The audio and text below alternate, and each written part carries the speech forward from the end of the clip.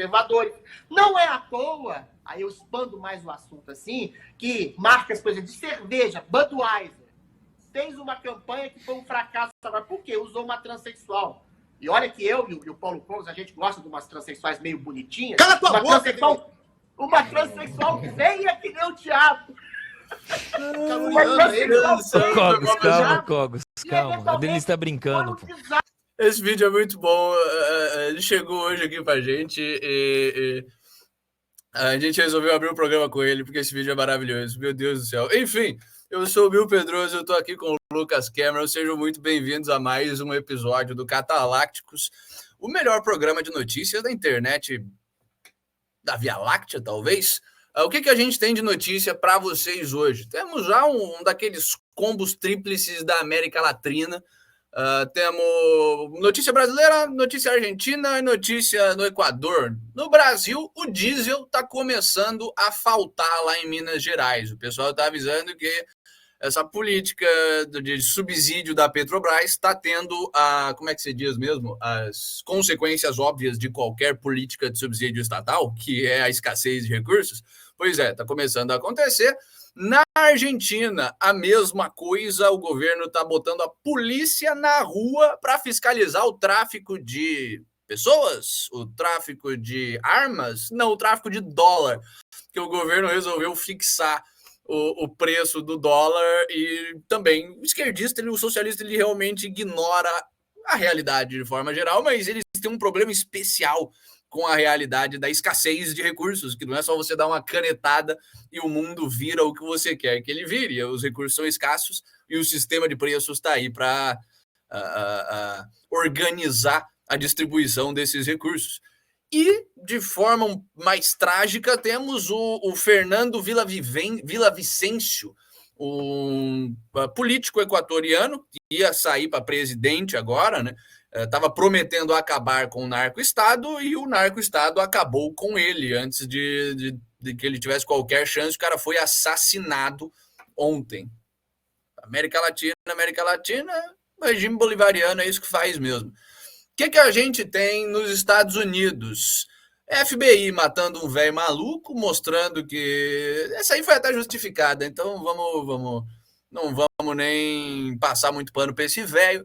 Temos os democratas americanos sendo pegos com a mão na massa, apagando documentos da investigação do 6 de janeiro.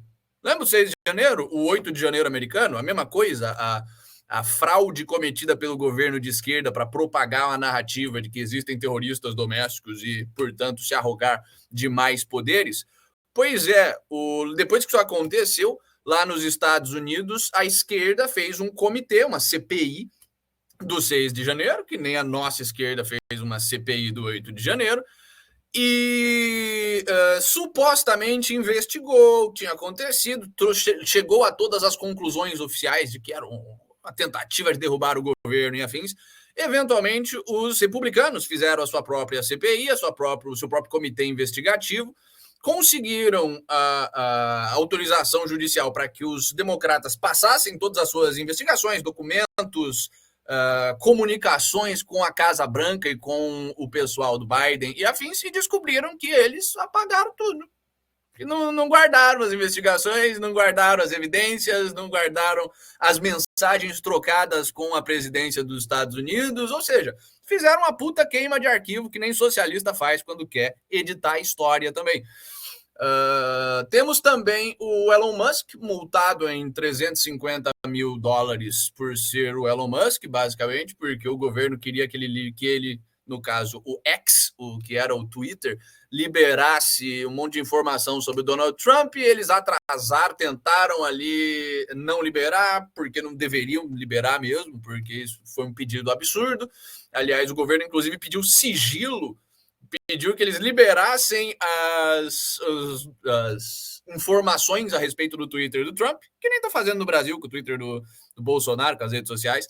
Só que o Elon Musk falou, então vamos a público falar que isso é um absurdo. E o governo falou, não, você também não pode falar, o processo é sigiloso. Então, assim, o Elon Musk eventualmente entregou os dados, mas entregou com 3 dias de atraso e está sendo multado agora em 350 milhões de dólares. Razoável, né? Isso é um governo razoável, um governo honesto. Nunca falei mal dos democratas. Temos trocas de regime ao redor do mundo. Quer dizer, trocas de regime e vazamentos de evidências de trocas de regime passados. Hoje a gente vai falar um pouquinho do Paquistão. E aí você fala, mas Bill, por que o Paquistão? Foda-se o Paquistão. Mais ou menos, o Paquistão tem a sua importância geopolítica, vamos falar dela, mas ele é mais do que qualquer outra coisa um exemplo do que acontece quando você, um país de terceiro mundo, desagrada os Estados Unidos, quando um governante legitimamente eleito, na medida em que eleições democráticas são legítimas, desagrada o governo dos Estados Unidos, eles trocam de regime mesmo e agora vazaram documentos demonstrando que um mês antes do Imran Khan ser condenado, ser deposto, o cara que é o político mais popular do Paquistão, ser deposto, preso, impedido de se tornado inelegível e afins. Um mês antes disso, os diplomatas americanos sentaram para conversar ali com o exército do Paquistão, com a oposição do Paquistão, com um monte de gente influente na política do Paquistão e deram aquele ultimato ali de, vocês podem ser os nossos amigos ou vocês podem ser os nossos inimigos e tudo vai depender se vocês vão depor ou não esse maluco aí.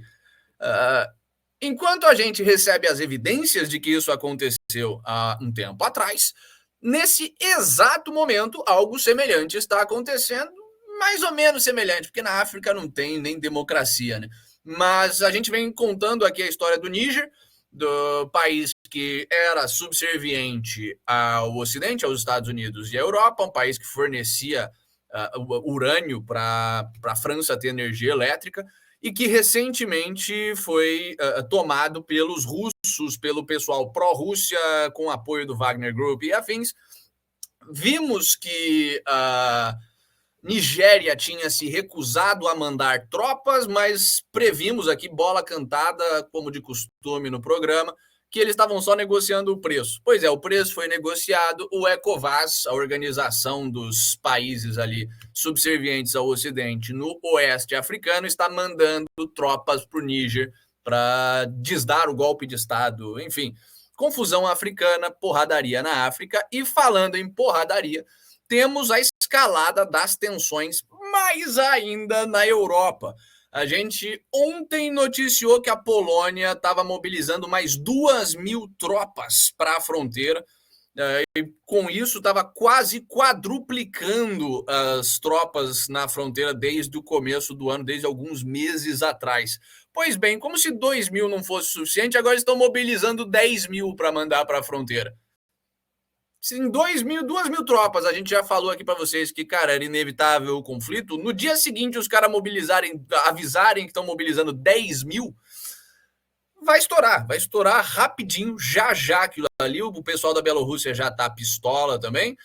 Eles anunciaram também que vão manter os seus Patriots, os seus sistemas americanos de mísseis ali na fronteira da Ucrânia. Vamos ver exatamente o porquê disso, o que vai acontecer. Spoiler, a Ucrânia, um pedaço da Ucrânia vai se tornar Polônia no futuro próximo, mas vamos falar mais disso durante o programa. E para terminar com notícia boa, temos talvez o melhor político atual da Europa, o Viktor Orbán, chamando o Schultz de comunista, porque no Brasil a gente está sendo proibido de chamar o Flávio Dino de comunista obeso, mas se você for o primeiro-ministro da Hungria, você ainda pode se dar esse luxo e chamar um comunista de comunista. O Schultz é um cara que foi presidente do Parlamento Europeu ali, e é basicamente o líder de esquerda da Alemanha. O cara é tão de esquerda que ele faz a Merkel parecer direitista, centrista e afins.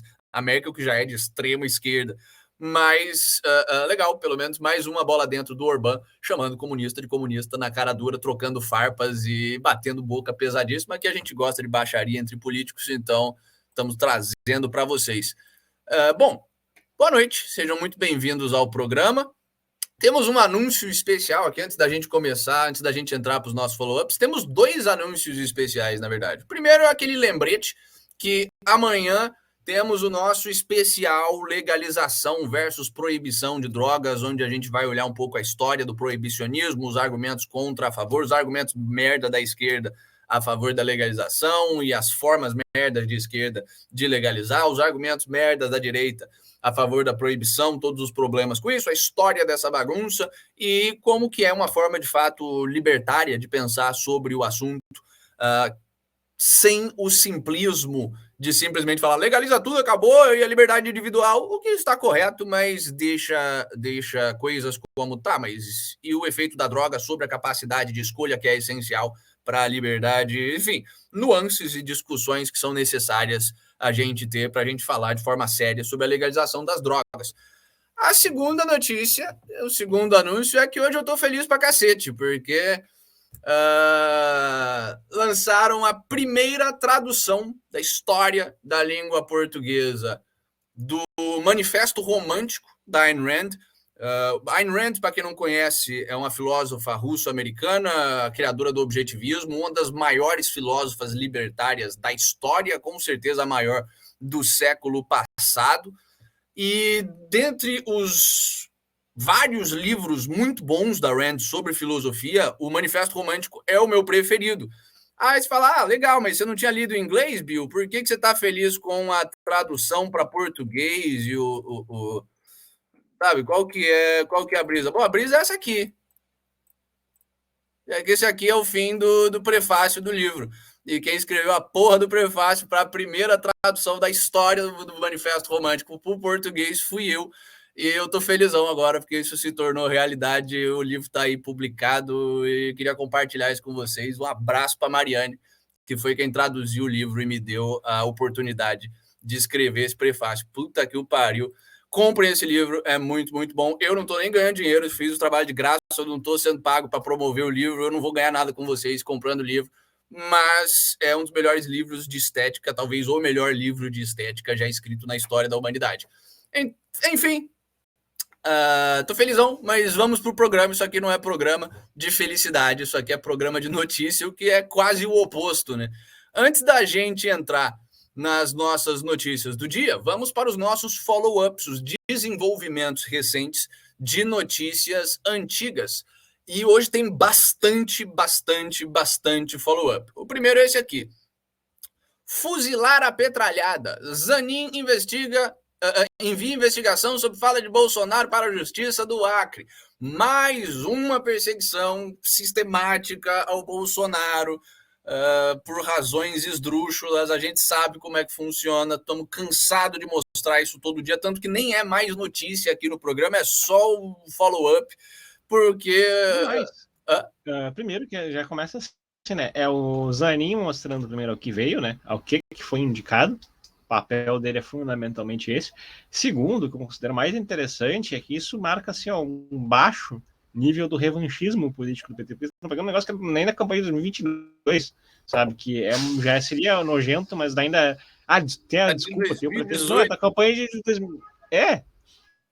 Pois é. Meu Deus do céu. Aliás, essa foto é maravilhosa. Essa aqui devia talvez ter sido a capa do programa hoje. Se bem que a capa do programa também foi legal. Enfim, toda a força aí ao Bolsonaro e... Aliás, não, toda a força ainda não é hora de desejar, porque tem mais uma perseguição ao Bolsonaro. Moraes determina que redes sociais enviem à Procuradoria-Geral da República postagens de Bolsonaro com ataque às eleições, violando mais uma vez a propriedade privada dos donos das redes de mídia social e mais uma perseguição inútil, ridícula ao ex-presidente Bolsonaro, cara que se a gente tivesse democracia no Brasil ainda seria presidente. O que mais que a gente tem de follow-up para vocês? Após Lira cancelar convocação de ministro e partido trocar membros, relator sinaliza com fim da CPI do MST. A única coisa boa, significativa que a direita fez até agora, a oposição ali que está tomando conta do Congresso e do Senado, foi finalmente esvaziada e encerrada. A gente noticiou ontem, se eu não me engano, que o Republicanos tinha oficialmente virado a casaca, tinha oficialmente se vendido para a ditadura petista, tinha passado de ser oposição para virar base do governo de forma previsível. E agora a CPI, aliás, ao fazer isso, ele tirou 2 membros do seu partido que estavam ali no meio da CPI, uma CPI que estava interessante, que estava investigando um monte de crime do MST, e agora acabou a CPI. CPI no Brasil é só para prender gente honesta mesmo, não é para prender vagabundo. E em especial a CPI do MST, eu estava segurando a notícia até para dar ao longo com iniciação de mais informações. Um dos últimos trabalhos antes do esvaziamento feito pelos republicanos era o quê? Pegar 2 ex-militantes do MST e eles mostrarem os podres de como é que funcionava a coação política. Claro, ex-militante do MST também tem que se ferrar. O cara gostava de invadir terra, mas não gostava das consequências de estar se entrosando com marginais. É o X9 do MST, né? Qual a confiança dos caras também, a confiabilidade. Aí começaram a tentar proteger eles de eventual retaliação. No dia seguinte já teve republicanos picando a mula.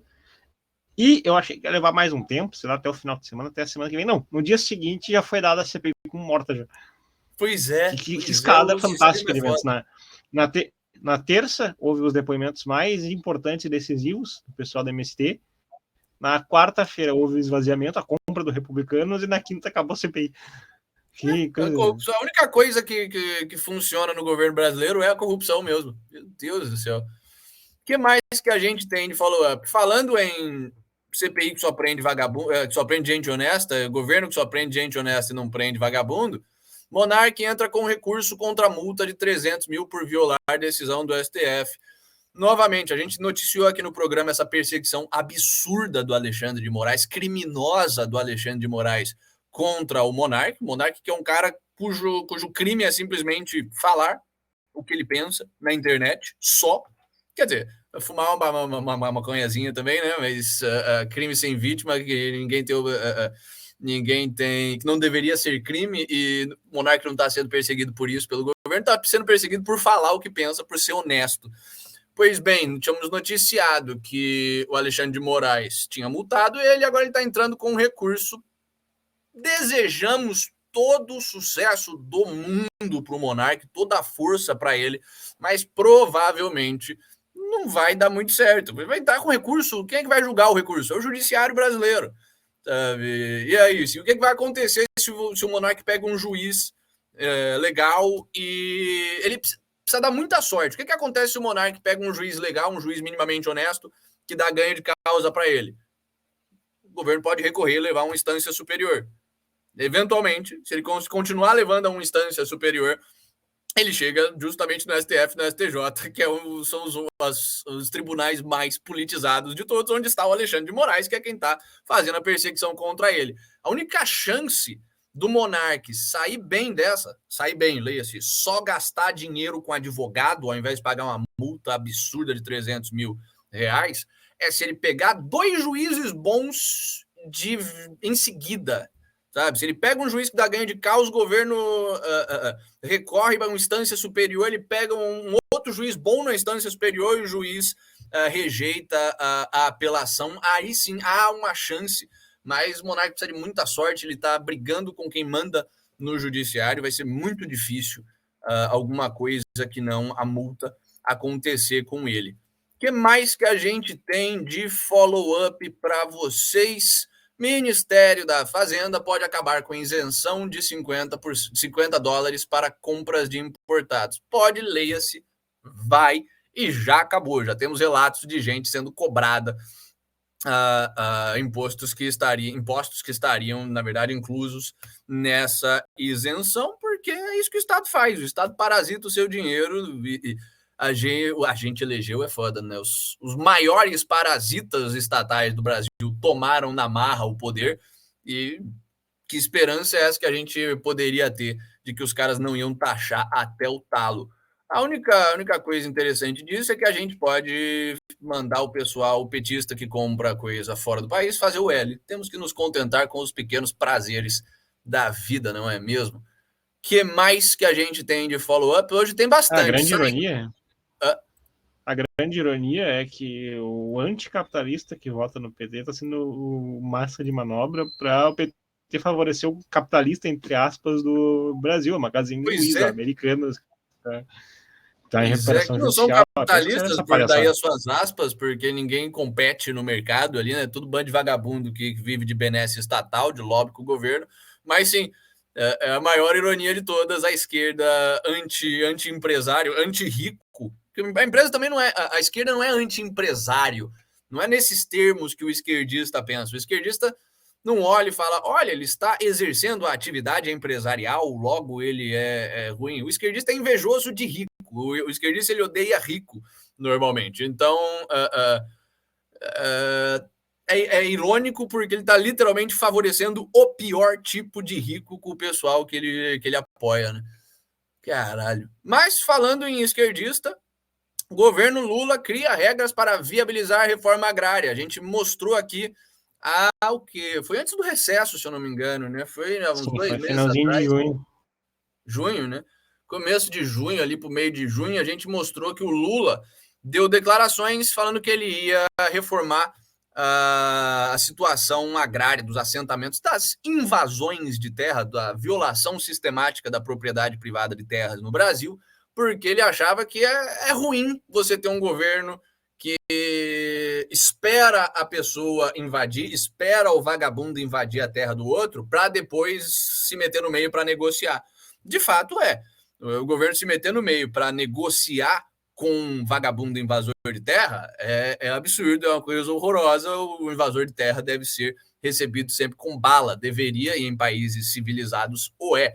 Porém, não é por isso que o Lula não estava insatisfeito com a situação, né? Ele estava insatisfeito porque ele queria um governo mais proativo em ajudar o vagabundo a invadir terra. Ele queria criar uma prateleira de terras improdutivas para o pessoal do MST poder chegar e falar: aqui, ó, tem aquela fazenda, eu não vou precisar ficar procurando pelo Brasil uma viúva que tem terra e não consegue defender para eu invadir. O governo já me ajuda. Pois é, o INCRA já está fazendo toda a parte jurídica disso, já está mobilizando essa reforma do Lula e já está colocando isso para frente. Então, meus pêsames ao pessoal do agro, o pessoal que move o Brasil, mais uma porrada. É aquela coisa, sabe? Tem um problema que poderia ser observado, avaliado. Eu gosto daquele texto do Rothbard, do princípio de confiscação e homesteading, onde basicamente, se fossem terras que o Estado já tomou previamente na marra, terras que o Estado demarcou que ninguém vai aí fazer, como ele faz com a Amazônia, sabe? E decide, agora vou abrir mão dessa palhaçada, se virem. Só que essa não é nem a motivação da MST, em primeiro lugar, porque eles são milícia, eles são lumpen proletário, cães de guarda do partido petista, sabe? Um braço do partido, bem como temos paralelos entre o MST e a SA na Alemanha nazista, que era a milícia de mais baixo calão. De alcoólatra, de vagabundo do partido nazista, bem semelhante mesmo. E é daí que eles têm interesse de usar isso para intimidar produtores inconvenientes do governo, sabe? Fazer esse trabalho de limpa. Sabe? Um movimento de sem terras sério teria esse segundo foco que eu estou tratando aqui com o texto do Rothbard, sabe? Você tem muita terra que o Estado tem onde não deveria ter, onde ele atrapalha o desenvolvimento produtivo de muita terra. De pessoas e a atividade de comércio, e que seria justo reivindicar, abre mão dessa palhaçada e deixa quem quer produzir. Sim. O Brasil ainda é um dos países onde dá para ter um homestead. Tem terra que não tem dono, cujo dono é no máximo o Estado, onde dá para chegar, cercar e transformar originalmente em propriedade privada. Mas a gente sabe que não é essa a preocupação, não é esse o modelo de negócio do MST, né? O MST não quer produzir na terra. O MST ganha dinheiro extorquindo o fazendeiro. Como seria revelado, estava sendo revelado na CPI do MST, que foi rapidamente esvaziada pelos nossos ditadores em parceria com a direita traidora. Ai, caralho, Brasil. O programa tá começando bem, né? Eu juro que tem notícia boa hoje. A gente vai terminar com notícia boa. E tem o Manifesto Romântico também, notícia boa eterna essa aí. Que mais que a gente tem de follow-up? Foi mal, pessoal, hoje eu tô mal dormido, então eu tô meio lesadinho na hora de falar. O português está escapando, o inglês também, o russo é mais parco ainda. O que a gente tem saindo do Brasil de follow-up? Surprise, surprise, o FBI mentiu sobre o memorando de supremacia branca visando católicos. Revela novo documento. calma, que porra é essa? Que memorando, que supremacia branca, que católico. Há um tempo atrás, a gente já estava fazendo programa já, né? Foi esse ano ainda. O FBI, eu acho que a gente chegou a noticiar aqui no programa, liberou não, né? Vazou um whistleblower, alguém de dentro do governo que achou absurdo aquilo ali, vazou para os republicanos uma lista que estava circulando dentro do FBI de possíveis sinais de um terrorista doméstico. Possíveis sinais de terrorismo doméstico para guiar os agentes do FBI na sua investigação. Diretrizes ali, ó, de, olha, você que é agente do FBI, cão do Estado, PF americana, você que precisa procurar o terrorista doméstico, fique de olho nessas coisas aqui.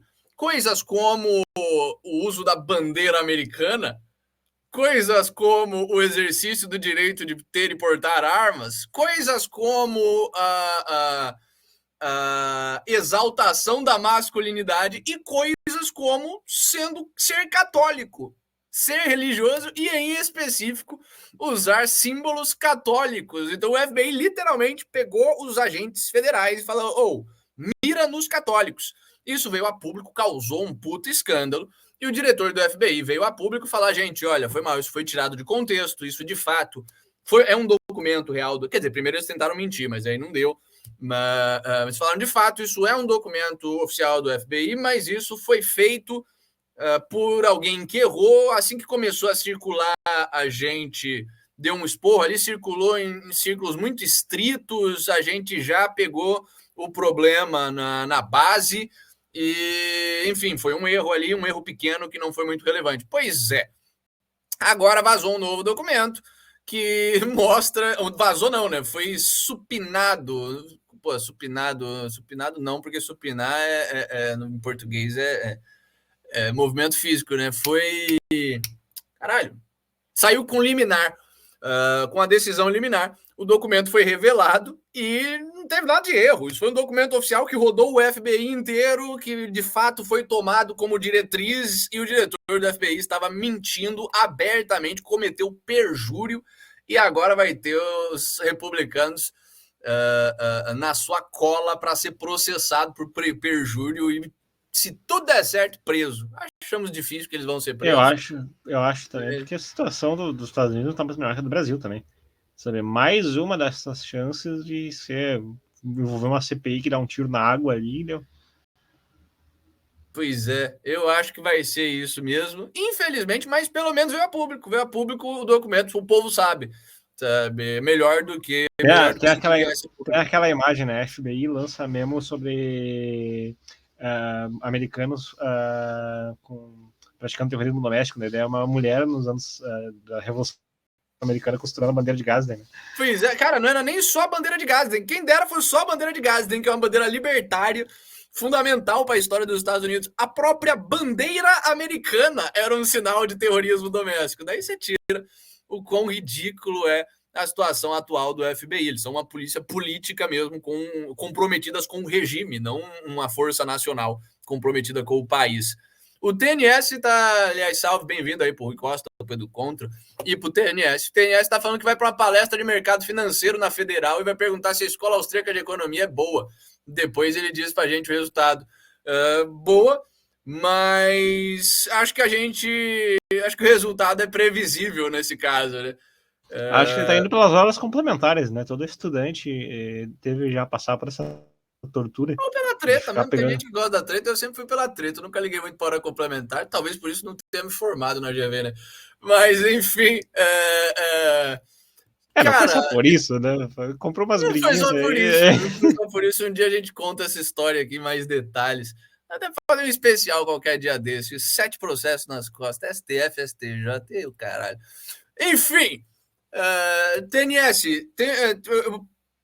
resolvi dar um foco para esse comentário porque a gente sabe que professor de economia é vagabundo. A gente sabe que o pessoal de mercado financeiro normalmente não é exatamente vagabundo, porque de fato trabalha e está inserido num sistema que é corrupto, mas está ali trabalhando. Só que é um pessoal com a mente muito pequena, é o pessoal Faria Luller, né? São os caras que não têm noção de economia, exatamente. eles têm noção de, como é que se diz? Do funcionamento do mercado financeiro corrupto e como operar para ganhar dinheiro ali dentro. É diferente de você, de fato, ter noção de como funciona um sistema monetário, como funciona um sistema de crédito. São raros os caras que estão no mercado financeiro e têm esse conhecimento. Então, não é só por causa do fato de que você está numa federal que a resposta vai ser negativa, ou talvez o cara nem sabe que é a escola austríaca. É porque o pessoal do mercado financeiro também é complicado nesse sentido. E tem uma terceira razão. Tem um problema do pessoal da escola austríaca contemporânea. A escola austríaca começou como algo maravilhoso, ainda tem um papel extremamente interessante, ainda tem intelectuais sérios e competentes hoje em dia, mas está em franco declínio. A imensa maioria dos economistas austríacos contemporâneos não faz a mínima ideia de como funciona o mercado financeiro. É um bando de acadêmico, é igual ao seu professor de federal, é um pessoal que está ali vivendo de verba para escrever paper que ninguém lê, parasitando dinheiro público e falando sobre escola austríaca, distorcendo muitas vezes as teorias austríacas, falando coisas que não tem nada a ver com o mercado e sempre se escondendo atrás da imprevisibilidade do mercado. Você é economista, por que você não prevê coisas que vão acontecer? Porque o mercado é imprevisível. Não, o mercado é imprevisível, mas ele também é previsível e dá para você fazer investimentos se você de fato souber a economia. Mas boa parte da escola austríaca contemporânea não sabe. E quando você joga para nébula, só do ar imprevisível, portanto, eu posso me dar ao luxo de falar qualquer besteira, quem é que se beneficia disso? É o socialista. Qual é a grande pauta do socialista? Que justamente pela imprevisibilidade do mercado tem que ter um agente que conduza o processo. Sabe? Pois é. Mas isso aqui não é programa de crítica de escola econômica, crítica de... Quer dizer, isso aqui é programa de crítica de Universidade Federal, né? Qualquer pessoa decente tem que fazer críticas à Universidade Federal em qualquer contexto possível. Porém, também somos um programa de notícias. Nós somos a voz dos oprimidos. Somos a voz dos oprimidos, pois é. Todo estudante que tem ímpeto de estudar e não encontra espaço na faculdade, sinta-se representado, acolhido. Pois é. Mas isso aqui também é um programa de notícia, por incrível que pareça, senhoras e senhores. Lembra que a gente trouxe aqui para vocês, foi essa semana ainda, ou foi no fim da semana passada, que descobriram um laboratório chinês ilegal na Califórnia, que estava fazendo experimentos com um monte de patógenos extremamente contagiosos, com Covid, com lepra, que por sinal começou a reaparecer ali no sul dos Estados Unidos, mas ninguém está falando muito sobre isso, com malária, com ebola, com caralho a quatro. Pois é, um laboratório. Laboratório é até uma palavra boazinha para descrever um negócio, um lugar completamente sujo, claramente um risco sanitário, um risco biológico gigantesco ali na Califórnia. Pois é, como se não fosse absurdo o suficiente a existência desse laboratório chinês em solo americano e o fato de que ele é um de muitos que ainda não foram encontrados ali em solo americano, o governo americano tinha dado meio milhão de dólares para o laboratório. É isso mesmo que vocês estão escutando. Um laboratório ilegal que estava ali basicamente preparando armas químicas para serem liberadas nos Estados Unidos. Leia-se, muito possivelmente já foram liberadas nos Estados Unidos, é por isso que a gente está vendo lepra na Flórida. Não só existia, como recebeu $500 mil do governo americano. O pagador de imposto americano foi extorquido pelo governo e o governo deu esse dinheiro para o laboratório ilegal chinês. Meu Deus do céu! Caralho, o mundo pós-moderno tá muito doido, velho. Vamos voltar para sei lá, para a época da Segunda Guerra Mundial. Só era mais normal do que tá agora. A gente consegue estar pior em termos de bizarrice. Que isso, velho? Voltaria para 1912. Sabe? Primeiro que não poderia chegar no pessoal querendo propor o FED. Não. Esteja presos. Isso é inconstitucional. Enfim, falamos aqui também no programa do susto que os Estados Unidos levou com a frota conjunta da Rússia e da China chegando ali perto do Alasca. Os Estados Unidos teve que interceptar, mandou 4 navios de guerra, 4 destroyers ali para interceptar 11 navios dessa força marítima conjunta. Os caras estão fazendo um monte de exercício ali no Pacífico, estão consolidando cada vez mais essa aliança naval, consolidando não no sentido burocrático, porque isso já está consolidado, mas no sentido prático mesmo, de ensinar o pessoal e tornar o pessoal confortável em operar junto. O Ocidente está fazendo a mesma coisa.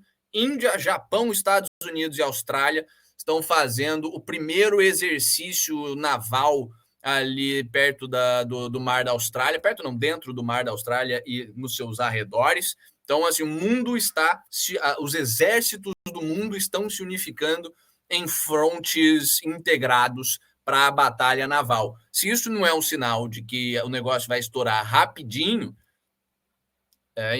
eu não sei o que é. Temos também o Reino Unido, o gabinete do primeiro-ministro falando, cara, pelo amor de Deus, sai desse pacto de direitos humanos da União Europeia.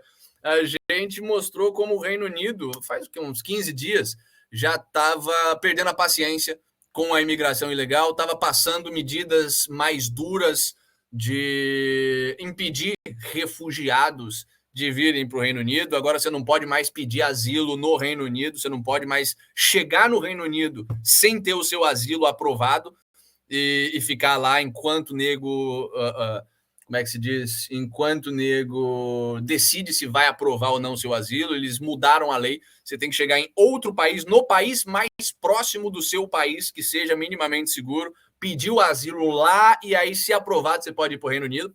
Palmas para o Reino Unido.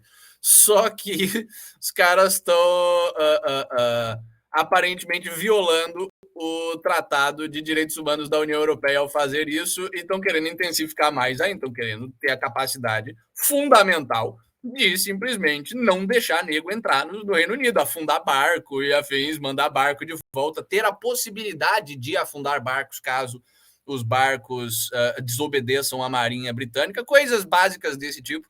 E estão saindo, quer dizer, não estão saindo ainda, mas o gabinete do primeiro-ministro está pedindo para ele fazer isso. Ao mesmo tempo, temos um follow-up daquelas ameaças à mesquita na Alemanha que a gente mostrou aqui. Ficamos na dúvida se de fato era uma fake news da esquerda ou se de fato eram grupos neonazistas ali na Alemanha. Os dois são bastante verossímeis, porque a Alemanha é um país não exatamente esquecido por Deus, mas definitivamente adotado por Lúcifer.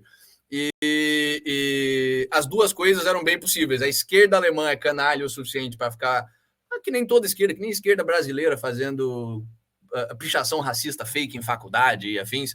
Sabe? Poderia ter sido em 2018 aqui no Brasil teve uma menina em 2018 que ela fez marcou nela mesma no corpo com gilete. Eu lembro. Depois denunciou na polícia. Eu lembro. Isso, cara, isso é comum no Brasil. Principalmente ali na década de 10, isso foi muito comum, quando a esquerda histérica ainda não tinha muito poder, era mais criança mimada querendo atenção e afins. Nesse caso específico, por que eu acho que tem a chance maior até de ser real? Porque quem é que está assinando? Um grupo que é o Nacional Socialista Underground, sabe? É o Underground Nacional Socialista, e esse é um grupo que já tem histórico de ameaças desde os anos 90. Exato. De fazer esse tipo de ataque organizado. Exato. Então, esse é o follow-up, não temos mais a dúvida. Provavelmente é, de fato, grupos neonazistas, é o NSU, o underground nazista ali na Alemanha, que está pistolaço e fazendo ameaças a mesquitas mesmo. Mas esses são os nossos follow-ups. Espero que vocês tenham gostado. Eu falei, era bastante coisa, mas antes da gente entrar nas notícias do dia, deixe seu like aí, se inscreva no nosso canal. Por favor, ajude a gente a crescer, compartilhe o nosso trabalho com outras pessoas, manda o link aí para alguém, fala num jantar com amigos, Manda para a caixa de spam de alguém que você odeia. Manda para o seu prefeito. Manda para o prefeito da sua cidade. Fala, ô, arrombado, assiste o Catalácticos e vira gente, para de ser político. Sei lá, ajuda a gente a crescer da forma que você achar que consegue. Temos também as nossas outras redes sociais. Se inscreve ali no... Segue a gente no Instagram, segue a gente no X. Entra para o nosso chat no Telegram para a gente poder trocar uma ideia. E lembrando sempre que para a comunidade com necessidades especiais do Catalácticos, temos agora também o nosso TikTok. Então, vamos às notícias de hoje.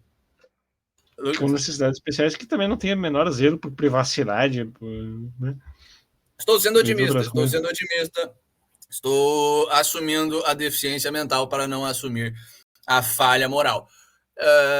Vamos e por fins cômicos também, porque apesar do que a esquerda tenta vender, a doença mental pode ser muito, muito, muito engraçada. Aliás, poucas pessoas são tão engraçadas quanto quem tem síndrome de Down. É um pessoal que é muito engraçado. Se a gente convivesse com eles mais, e se a esquerda convivesse mais com eles, teria noção. Síndrome de Down, autista, tem um pessoal que é engraçado. Sim, e tem esse aspecto, assim, minha experiência pessoal é que eles não são engraçados porque estão fazendo coisas acidentais. Eles são malandros, tem uma malandragem ali muito da hora. Sei. Aquele vídeo clássico do Insta, né? Hoje é dia da síndrome de Down, você tá feliz? Tô. Vai comemorar onde? Puteiro? Sei. Pô, e o vídeo que a gente mostrou hoje no começo do programa, vindo com Cogos, enfim. Vamos às nossas notícias do dia, começando pela América Latina. Brasil, transportadoras confirmam que já está faltando diesel em Minas Gerais, surpreendendo um total de 0 pessoas que entendem como funciona o mecanismo de preços. Faz o L, rebanho de arrombado. O que aconteceu para o pessoal que perdeu isso aí? Desde o governo Temer, a gente tinha uma política, a Petrobras tinha uma política de paridade de preços. Já é um absurdo existir a Petrobras, né? A Petrobras, como toda estatal, é uma aberração econômica, política e moral. Mas, existindo, é melhor que tente se adequar o máximo possível às leis de mercado. É melhor que opere por um sistema de preços adulterado o mínimo que for possível. E é o que o Temer fez e o Bolsonaro continuou. Que é o quê? Cara, o preço da gasolina, do diesel, de tudo que a Petrobras vende no Brasil, vai variar conforme varia o dólar e conforme varia o preço do petróleo lá fora. Por quê? Porque a Petrobras vende petróleo. O preço do petróleo é um fenômeno de mercado. Ele sinaliza a escassez ou a abundância desse recurso no mercado. E o mercado é o mundo inteiro. Não existe o mercado brasileiro, não existe o mercado do Sri Lanka. Está tudo conectado, separado apenas por um custo de transporte. Se você não mantém essa paridade, o que acontece? Um subsídio estatal. Óbvio, Lula não ia tirar a paridade para simplesmente aumentar o preço do petróleo. Ele tirou a paridade, acabou com essa política de paridade de preços para fazer o quê? Botar um preço artificialmente baixo no petróleo, nos seus derivados, para puxar saco da população, para acalmar a população, para falar que o governo fez alguma coisa para melhorar a vida, para basicamente o esquerdista que fez o L poder falar, tá vendo, tem um monte de problema, mas pelo menos a gasolina tá barata. Pois é, para que serve o sistema de preços? Para que serve o preço alto? Por que existe o preço alto de alguma coisa? Porque o recurso está escasso no mercado. O vendedor, quando ele percebe que tem um monte de gente querendo comprar, quer comprar mais do que ele consegue vender, o que ele faz? Ele sobe o preço. Ele aumenta os lucros dele. Aumentando os lucros dele, ele tem incentivo econômico para produzir mais daquele bem e suprir a escassez. É assim que o mercado funciona, é assim que o sistema de preços transmite informação de forma descentralizada e faz a economia funcionar de forma eficiente. O que acontece quando você pega esse mecanismo e enfia no cu? O que acontece quando você pega esse mecanismo extremamente sofisticado pelo qual o mercado se regula e fala, não, eu não acredito, isso é conspiração de capitalista e a gente vai botar o preço baixo. O que o Lula falava mesmo? Que o brasileiro vai comprar gasolina em real, não vai mais comprar gasolina em dólar, ignorando que o mesmo vendedor de gasolina pode vender a gasolina para a gente que está pagando em dólar. Então, por que diabos, a não ser por coerção, ele venderia dentro do Brasil? E sendo coagido a vender dentro do Brasil, por que diabos continuaria dentro do Brasil? Né? Mas o governo Lula abaixou artificialmente o preço dos derivados do petróleo. E o que acontece quando você abaixa artificialmente o preço de alguma coisa? Você está mandando, através desse sinal, desse sistema de preços, de transmissão de informação, o sinal de que esse bem não está escasso, de que esse bem está mais abundante do que ele de fato está. Qual é o resultado disso? As pessoas consomem mais desse bem do que deveriam. Se você bota a gasolina artificialmente barata, o que vai acontecer? Vai ser maravilhoso. Todo mundo vai comprar gasolina, todo mundo vai gastar gasolina e comprar gasolina como se tivesse um monte de gasolina no mercado. Qual o problema com isso? É que não existe gasolina no mercado. Os recursos são escassos. A realidade se impõe, eventualmente, aos delírios do planejador central. Eventualmente, acaba a porra do diesel, que é o que está acontecendo em Minas Gerais. E podem ficar tranquilos que não vai acabar por aí.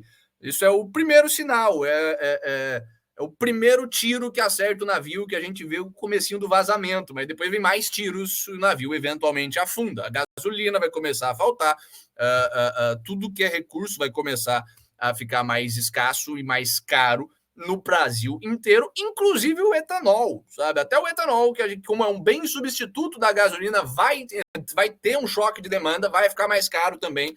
Todas as coisas do Brasil vão ficar mais caras, só que o problema não é nem o encarecimento, porque o encarecimento ainda dá para quem tem alguma grana comprar. O problema é que acaba, eventualmente, que nem está acabando em Minas Gerais. Então, compre agora. Vocês acham que tá caro?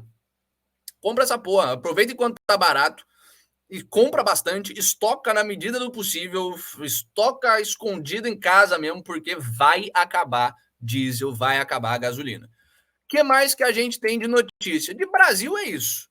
Porém, hoje a gente não está olhando para o Brasil, estamos olhando para a América Latina. E enquanto aqui no Brasil, no caso aí no Brasil, né, o governo não entende a lei da escassez, não entende leis básicas econômicas que já foram descobertas há mais de 100 anos e causa a escassez de diesel, o governo da Argentina está tentando causar a escassez de dólar. Afinal de contas, uma das consequências do controle governamental e do subsídio é a escassez. Outra e do controle de preço, principalmente, é a escassez. Das consequências é o mercado negro, que, aliás, muito provavelmente está rolando com gasolina e diesel no Brasil. Vocês acham que os produtores de diesel e gasolina estão falando esse é o preço que o governo tá mandando, então vamos todo mundo vender a esse preço aqui? Não. É óbvio que tá rolando um tráfico de diesel, um tráfico de gasolina, tanto dentro quanto fora do Brasil também, porque é isso que as pessoas fazem quando o governo mete o bedelho no mercado. Só que na Argentina eles estão botando a polícia na rua para suprimir o mercado de dólar. De dólar. Por quê? Porque o ministro da Deseconomia e candidato à presidência da Argentina, Sérgio Massa, fixou o preço do dólar. Colocou a cotação oficial do dólar. O dólar era negociado essa quarta-feira a 294 pesos, porque o governo mandou que ele fosse negociado a 294 pesos. E se você é um banco ou uma casa de câmbio, você só pode negociar na Argentina no preço que o governo mandou. Pois é, só que esse não é o preço do dólar. Essas não são, de fato, as pressões de mercado reais. Não é o preço que resulta do pessoal que tem dólar e por alguma razão quer comprar peso, negociando com o pessoal que tem peso e quer comprar dólar por razões óbvias. O preço não é 294 pesos, estava mais perto dos 600 pesos, preço recorde. Detalhe, isso enquanto o dólar está derretendo, né? Dólar derretendo, mas o peso claramente derrete muito mais rápido. A consequência é que o pessoal não quer ficar sem dólar, não quer que haja uma escassez de dólar, porque se depender das medidas do governo, as casas de câmbio eventualmente fecham, porque ninguém vai ficar operando para perder dinheiro. O mercado negro está suprindo, como sempre faz, a demanda da população, e o governo está botando a polícia na rua para pegar cambista de dinheiro. Assassino, não. A impunidade na Argentina é gigantesca. Estuprador não existe, né? Eles resolveram o problema do crime real na Argentina, a ponto de eles poderem mobilizar a força policial para resolver crime de mentira. Terrorista islâmico, na época da Kirchner, passou 3 casos de atentados em sinagogas. E por quê? Quem é que trazia muçulmano para cá? O Hugo Chávez só foi abafado. O procurador que está geral, o procurador na área geral, o procurador que estava conduzindo as investigações a respeito desse negócio foi assassinado, né? Pois é. O Hugo Chávez, o Espectro, o livro que eu vou deixar lá no grupo do Telegram, mostra esses casos de corrupção do governo Kirchner durante a parceria dela com o projeto chavista. E, cara, assim, o lugar é um lugar terrível. Assim, não é coincidência, né? O argentino adora se ver como o europeu da América do Sul. De fato, ele é o pior do que houve na cultura política da Europa para cá. Pois é. Como se não fosse o problema, o lugar ainda está lotado de argentino, né? Então, assim, é um inferno na terra mesmo. Mas, falando em assassinatos, quem morreu foi o Villavicencio. Nunca consigo pronunciar o nome desse cara. O Villavicencio, que prometeu combater o narcoestado no Equador, foi assassinado ontem. O cara já tinha... Ele era... não era exatamente um Bolsonaro, porque ele não tinha essas noções de economia liberal que o Guedes trouxe ali para dentro do Bolsonaro. Ele era... também não era um Bukele, porque ele não era um brutalista, não era um Pinochet da vida. Ele era que nem aqui no Brasil teve aquele jornalista que levou uma bala na cabeça, tá denunciando a questão da Cíndia Campos, tipo Ricardo Gama, só que indo pra política. Exato. Ele era só um cara que de centro-esquerda ali, candidato à presidência estatista, moderado, normalzão, só que mais conservador nos costumes e pistola com o narcotráfico e com o narcoestado no Equador. Só pelo crime absurdo de denunciar o narcoestado e se propor a resolver o problema, se fosse eleito presidente do Equador, foi assassinado, foi morto a tiros durante a campanha. O Pablo Escobar fez isso na Colômbia também, né? E veja o que é importante. Você vai ver, tá, sim, o Equador é mais uma dessas repúblicas bolivarianas, né? E ver como o bolivarianismo é anterior e é uma praga que ocupa a direita e a esquerda da América Espanhola. Porque o Guilherme Lasso, ele não é um partido de esquerda, o atual presidente. O Guilherme Lasso é da frente de centro-direita, a assumida do Equador. Pois é que ele é da direita do narco-estado, né? É a direita PSDB, é a direita do jogo das tesouras ali. Quando aparece um candidato de fato de direita, um candidato que quer não combater a esquerda e essas abstrações, que aí você pode jogar isso falar de forma vaga sobre a sua luta, e isso não assusta o sistema. Quando aparece um cara que de fato fala do Foro de São Paulo, que fala da relação entre o narcotráfico e os partidos de esquerda, que fala sobre o fenômeno do narcocomunismo e se propõe a fazer alguma coisa, às vezes ele toma uma facada no meio de um comício. Não, estava pensando no Bolsonaro. Às vezes ele toma um tiro também, se ele estiver no Equador. É a mesma coisa. O cara foi Adélio Bispado, basicamente. Só que não precisaram gastar um maluco com isso. Foi um negócio mais claramente ligado ao crime mesmo. Mas de América Latina é isso. De tal maneira que tem a organização criminosa, Los Lobos, que reivindica o assassinato do cara, sabe? Claramente um desses grupos. Norte da América do Sul, né? É outro mundo. Venezuela, Colômbia, Equador. O pessoal é um pedaço da América Latina mais violento mesmo. Você vai para o México, então, fudeu de vez. Não é que nem a política mais do Sul, que precisa ser mais, como é que se diz? Manter as aparências ali um pouquinho mais, ou ser um pouco menos belicosa, aberta. Quer saber o porquê? Toma o curso de história do Lucas aí. Os precedentes históricos dessa diferença política vão longe. O que mais que a gente tem de notícia? Saindo desse inferno na Terra chamado América Latina, vamos para o inferno na Terra chamado Estados Unidos. O que está acontecendo nos Estados Unidos? O FBI executa um homem de 75 anos que supostamente fez ameaças críveis ao Biden online. Eu tenho até medo de noticiar isso aí, porque você já estava perdendo fazendeiro bêbado ali, sabe? Aqui no Brasil, podem rapidamente. Enquanto a gente está perdendo fazendeiro bêbado, os caras estão executando o velho do Zap, né? Mas essa foi a minha relação inicial a essa notícia. Aí eu comecei a ler e, cara, não tinha que executar mesmo. Cara.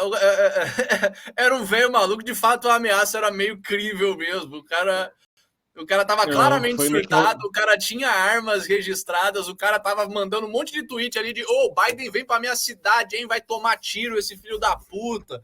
De fato, tava surtado. O FBI foi na casa dele por causa disso, então é muito provável que tenha sido um assassinato. Não tenha sido um assassinato, tenha sido uma morte justificada pelo FBI. Batendo recorde, né? Uma morte justificada pelo FBI por ano, eu acho que a gente não vê faz muito tempo.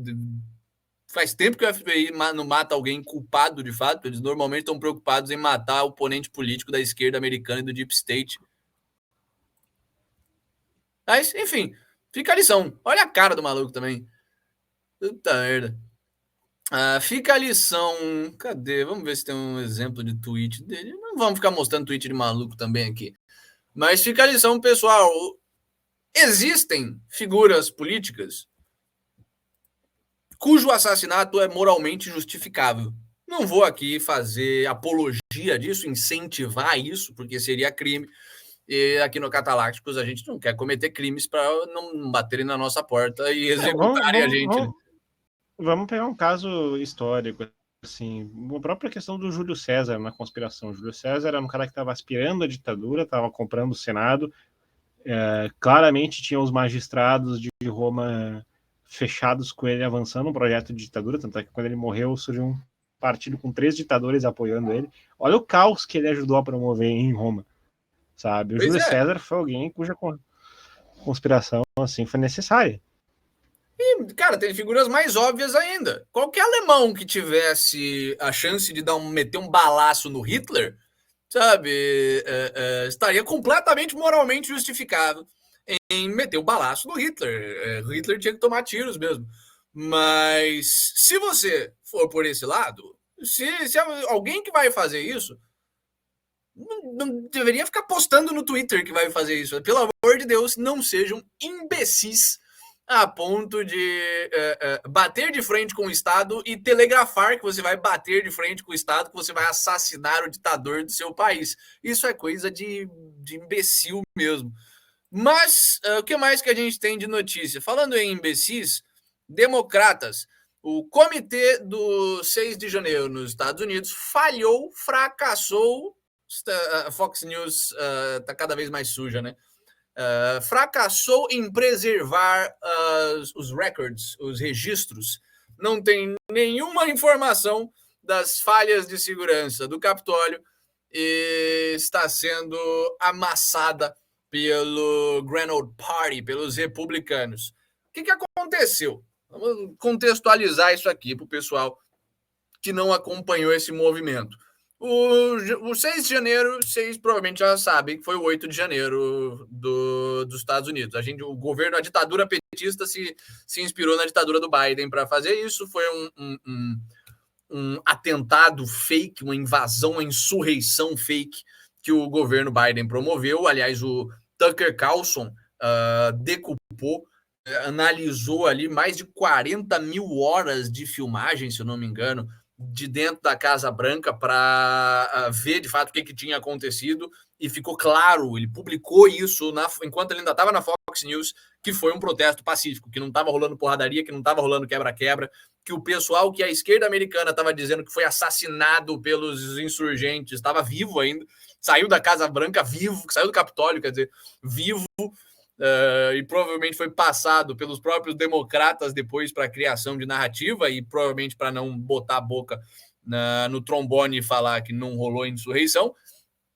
Mas depois dessa primeira palhaçada, depois dessa primeira farsa, veio a segunda farsa, que foi o Comitê do 6 de janeiro. Foi uma CPI, basicamente, liderada e conduzida por democratas, pela esquerda americana, pelo pessoal do partido do Biden, que supostamente ia investigar o 6 de janeiro. E eles, investigando, como em qualquer investigação pública, como em qualquer CPI, você tem a obrigação de guardar as suas evidências, de guardar os seus registros, de guardar as comunicações, as atas das discussões, enfim, princípio da publicidade, princípio básico da lei, de que você precisa guardar as evidências para tomar conclusões enquanto governo.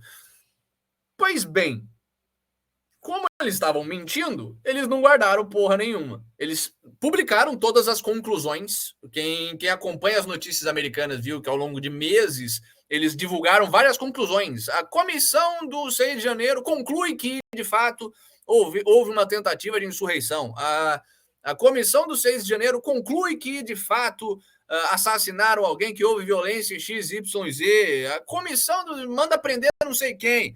Pois bem, os republicanos se articularam e foram fazer a sua própria comissão investigativa e conseguiram uma liminar para que a comissão do 6 de janeiro, aliás, uma liminar fácil de conseguir, com lei de acesso à informação e afins, liberasse os registros, quer dizer, que deveria ser fácil, mas eles dificultaram, como sempre, ali, né? E pediram que eles dessem os registros, as evidências, as atas de reunião, as comunicações entre membros, as comunicações entre a comissão e a Casa Branca e o governo Biden e os secretários do Biden e afins, as comunicações entre a comissão e os agentes do FBI e os agentes da segurança do Capitólio. Pois bem, eles esqueceram de salvar o documento. Os democratas formataram o computador, esqueceram de fazer o backup. Não tem, sumiu os documentos. Não tem as comunicações deles com o Biden, sumiram todas. Não tem nenhuma troca de mensagem ali deles com a Casa Branca, não tem um monte de evidência e dado que eles supostamente teriam coletado para chegar às conclusões que chegaram. Enfim, queima de arquivo na cara dura. Não tem informação. Os caras fizeram uma investigação, tiraram conclusões, influenciaram a política pública e não tem evidência por trás dessa investigação. Foi só na cara dura, fabricada, e esse é os Estados Unidos, land of the free, home of the brave. Puta merda. Estados Unidos, que também está multando o X do Elon Musk em $350 mil. O que está acontecendo? O que aconteceu?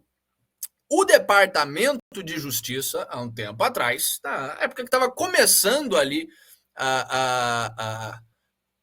digamos que a última fase da perseguição do Trump, onde o nego estava tentando já prender o Trump mesmo nas proximidades da eleição, o Departamento de Justiça conseguiu um mandato para mandar o Twitter, forçar o Twitter a liberar todas as informações que eles tinham a respeito da conta do Trump ali.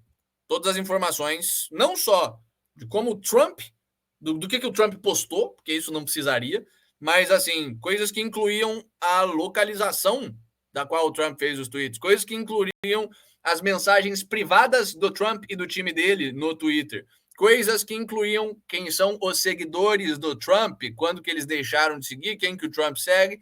Parece alguma coisa que estão fazendo aqui no Brasil, né?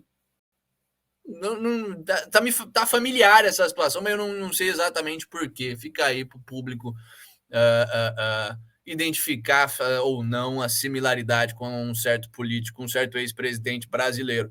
Pois bem, o Twitter, já na mão do Musk, e ainda Twitter, não X, falou nem fudendo, que porra é essa, vamos recorrer, nós somos uma empresa privada, nós não vamos ficar dando a informação dos nossos clientes para governo, vamos recorrer dessa decisão e não vamos dar enquanto o processo estiver rolando. E vamos, lógico, brigar com vocês publicamente, expor essa bagunça, essa canalice que o governo, que o Departamento de Justiça do Biden está fazendo. Ao que o governo respondeu, não vão não.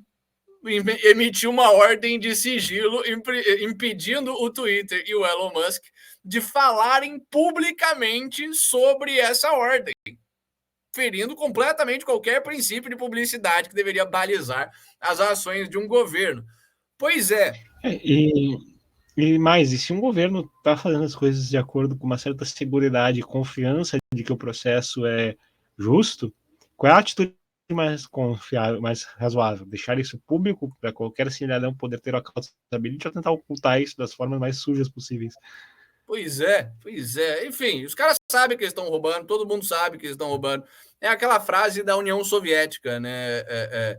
Nós sabemos que eles sabem, que nós sabemos que eles sabem, que nós sabemos que eles sabem que é tudo vagabundo, mas todo mundo finge que não é isso que está acontecendo. Essa é a natureza espiritual e moral de regimes ditatoriais. Pois bem, o Twitter eventualmente cedeu, porque senão ia sofrer punições legais muito mais severas, mas não cedeu no dia exato, no prazo exato que a corte tinha mandado, porque achou que talvez pudesse ganhar recorrendo isso na justiça, entregou quando viu que não ia ter chance mesmo de recorrer e atrasou 3 dias. Por 3 dias de atraso, eles estão tomando a bagatela da multa de $350 mil. Caralho. A gente sabe que isso aqui não tem nada a ver com o atraso do Twitter, que isso é parte da perseguição do governo americano ao Elon Musk e ao X, que eles já estão fazendo há muito tempo, que a gente vem noticiando aqui desde o começo desse programa. Mas de Estados Unidos é isso. Antes da gente passar para as próximas notícias, inclusive as notícias mais interessantes do programa de hoje estão no próximo bloco. Deixe seu like aí, se inscreva no nosso canal, compartilhe, por favorzinho, com chocolate em cima o nosso conteúdo para outras pessoas, ajude a gente a expandir o nosso mercado.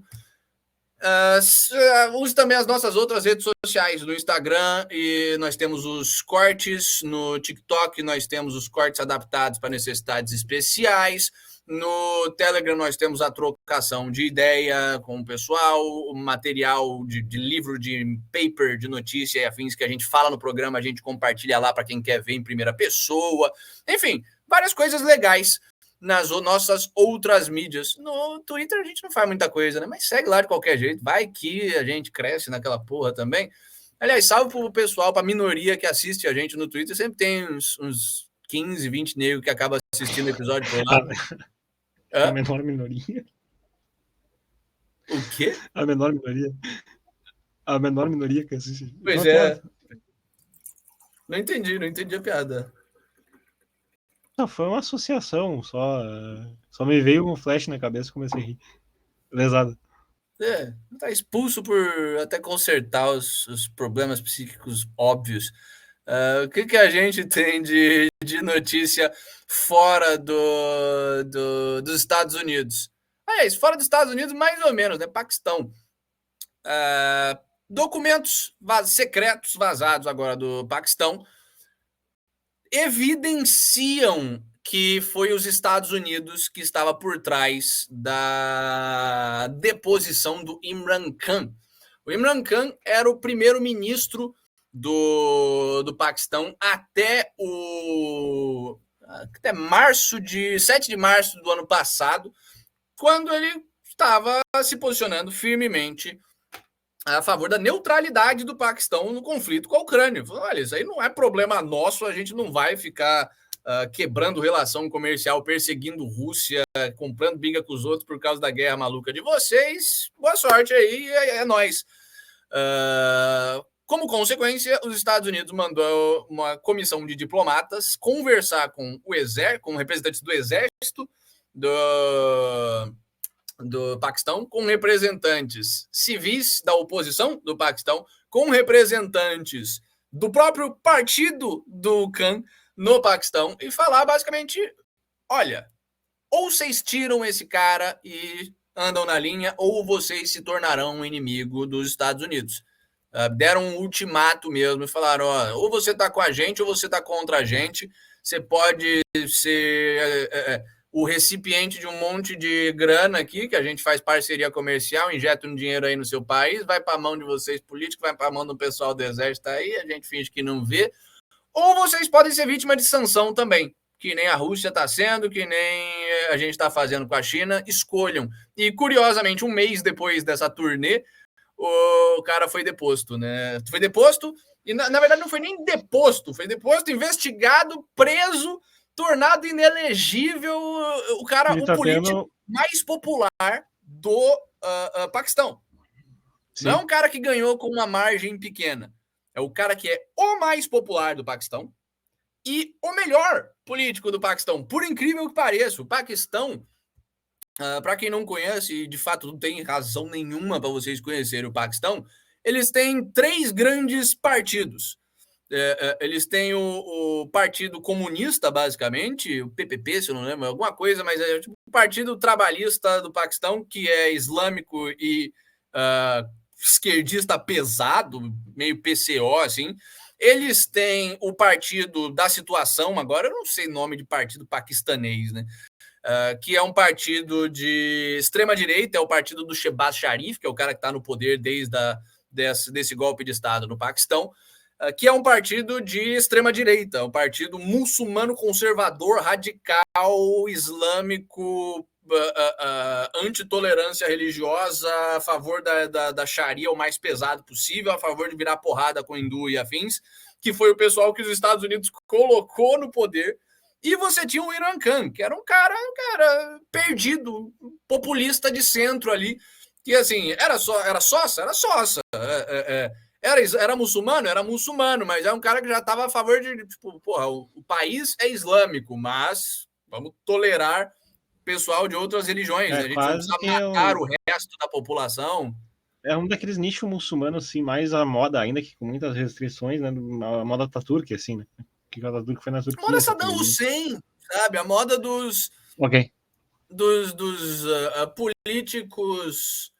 Porque o Ataturk ainda era mais radical, o Ataturk já era mais a favor de matar religioso mesmo, ele já era mais próximo de um Stalin da vida, de um Mussolini da vida.